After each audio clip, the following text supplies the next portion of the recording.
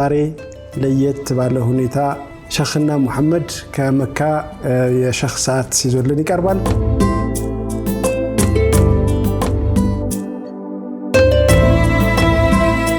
በዱንያም በአኺራም خوفና حزن የሌለባቸው ሰዎች ምን አይነት ባህሪ ነው ያላቸው?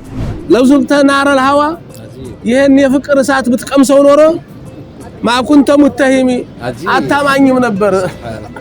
ስላልቀመስከው አይገባም። ጫማዬ ላይ አልቆምክም መንገዳችን ላይ የተከሰከሱ ሐራሞችን የአላህ ክልክሎችን ላለመርገጥ የሚደረግ ጥረት ማለት ተቅዋ።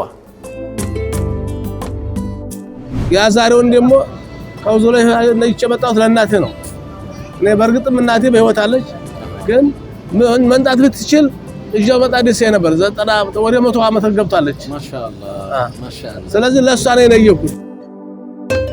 እናቶች ወጥያ ያማሰሉ ሱብሃንአላህ ወልሐምዱሊላህ ወላ ኢላሃ ኢላላህ አላሁ አክበር አስተግፊሩላህ። ያ اخي እንደዚህ በዚክር የተሰራ ወጥ መቼም ልጆቹም ሲመገቡት ሷሊሖች ነው የሚሆኑት።